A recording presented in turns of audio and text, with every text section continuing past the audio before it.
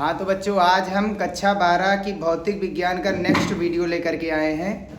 और आज हम भौतिक विज्ञान के जो अभी जो चैप्टर समाप्त हुआ है, प्रत्यावर्ती धारा परिपथ, उसी से रिलेटेड एक क्वेश्चन जो है वो बच गया था, उसके बारे में आज हम अध्ययन करेंगे कि विद्युत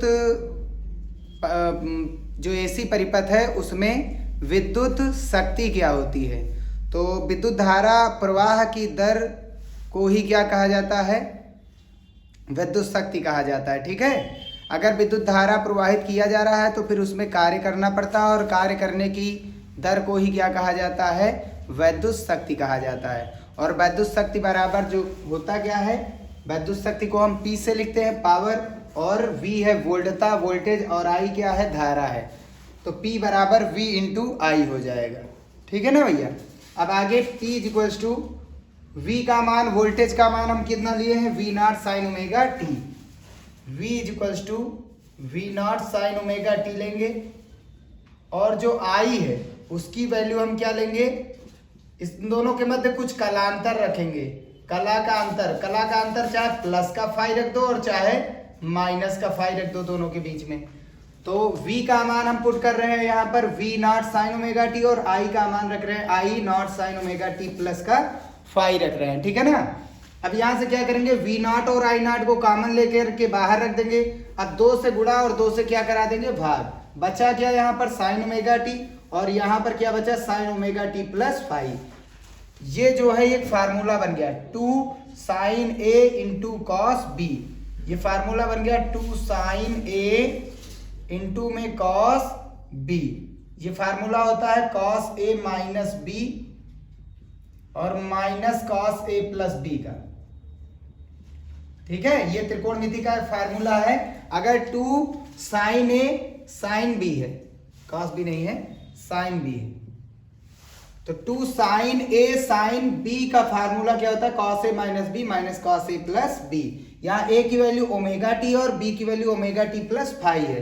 तो क्या करेंगे? एक बार ए में से क्या घटाएंगे? बी को घटाएंगे। तो कॉस लिखेंगे, कॉस लिखा। ए से क्या घटाना? बी। ए का मान ओमेगा टी है, और जो बी का मान है वो कितना लिया गया? Omega t plus phi.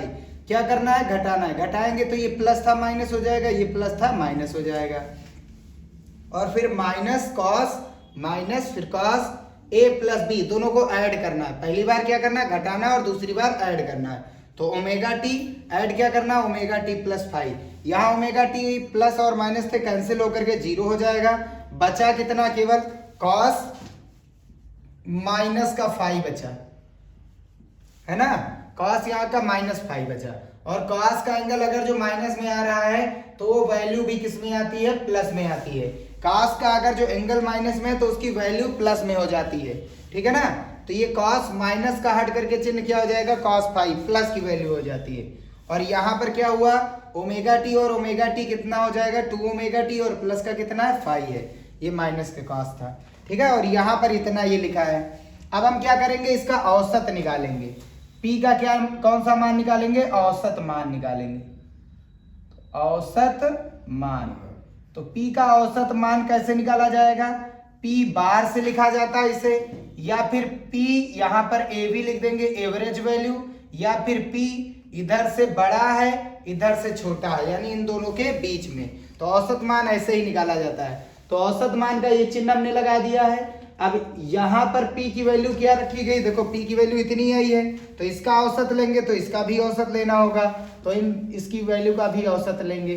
तो यहाँ V नॉट आई नॉट अपान 2 था, तो V नॉट आई नॉट अपान 2 लिखा रहेगा। कांस्टेंट है, cos फाई भी कांस्टेंट है।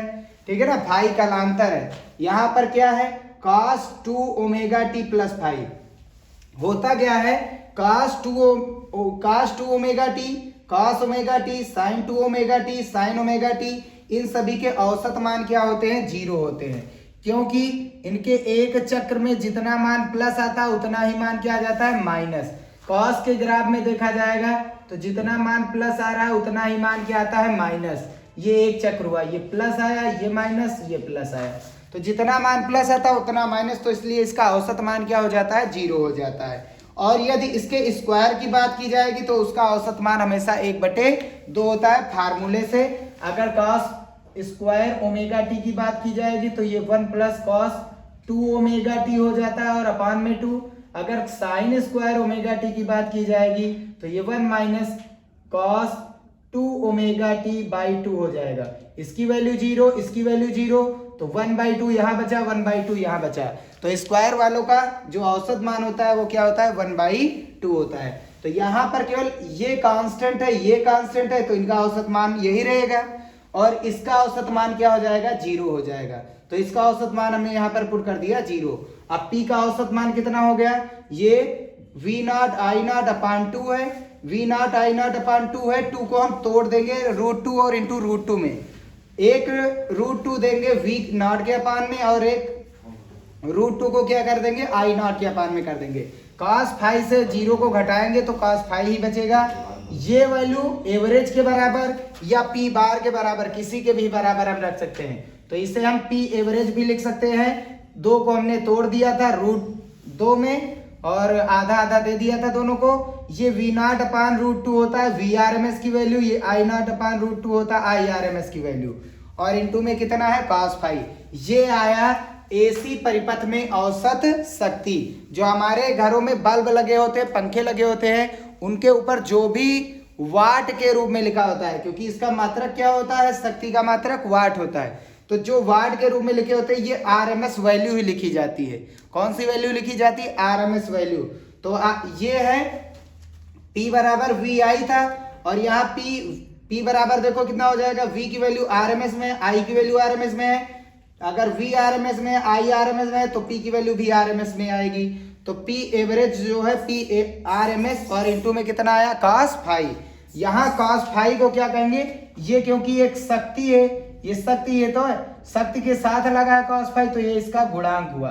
तो cos फाई को यहाँ पर कहा जाता है शक्ति गुणांक। क्या कहा जाता है, शक्ति गुणांक। तो ये जो वैल्यू है, अगर जो हम शक्ति गुणांक की परिभाषा, वैसे तो ये सिलेबस से हट चुका है, लेकिन cos फाई को हम यहाँ पर कहते हैं शक्ति गुणांक। इसकी वैल्यू 0 जब रखेंगे तो कालांतर का मान जो होता है वो π/2 हो जाता है। अगर कालांतर π/2 हो रहा है तो उसके लिए क्या होता है, वोल्टता और धारा जो होती हैं उनके मध्य कालांतर π/2 आता है। तो यहीं पर ये वीडियो समाप्त होता है। अगर ये वीडियो आप सभी लोगों को पसंद आया हो तो इसे लाइक, शेयर और सब्सक्राइब जरूर करें और मिलते हैं फिर अगले वीडियो में।